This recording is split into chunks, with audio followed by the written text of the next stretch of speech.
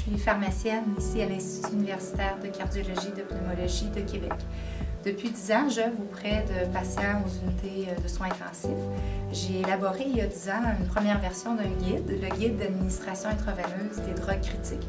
On en a fait un livre qui a été utilisé initialement ici à l'hôpital par les infirmières, les médecins, les pharmaciens impliqués dans les soins critiques aux patients. Donc, c'est un guide qui contient maintenant une soixantaine de médicaments qu'on dit critiques, donc qui sont donnés par voie intraveineuse lorsque la vie souvent du patient est menacée. Donc, rapidement, les infirmières, les médecins, les professionnels qui utilisent le guide ont une information très rapide sur le médicament, le mode d'administration, des tableaux de perfusion. Donc, tout y est rapidement pour pouvoir administrer les médicaments là où on doit agir le plus rapidement. Donc, ce guide-là existe depuis 10 ans. On a fait plusieurs mises à jour d'année en année. On en est à notre 6e édition. On a eu une demande assez forte également pour en faire une application maintenant disponible dans App Store. Ce qu'on avait comme format, c'est un format papier en plus gros format pour les infirmières lorsque c'est le temps rapidement d'administrer la perfusion. Et on faisait aussi un petit format poche qui existe depuis 10 ans. Donc, ce format poche-là était utilisé beaucoup par les médecins et les pharmaciens aux soins intensifs. Ça commençait à prendre la place dans les poches du cerveau. Alors, on avait une demande pour en développer une application.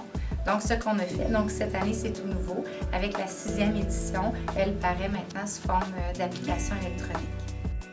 J'ai beaucoup aimé l'approche de Neurodesign parce que dès le début, on se sentait en confiance. Ils nous ont présenté plusieurs propositions et ensemble, on a discuté pour essayer de voir ce qui correspondait le plus à nos besoins finalement.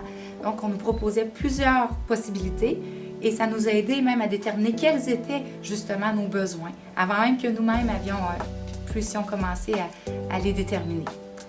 Neurodesign fonctionne beaucoup par étapes. Donc, à mesure qu'on avait une première implantation de fait, je la testais, je la regardais, je portais les commentaires et ensuite on reprenait et on développait encore un peu plus loin.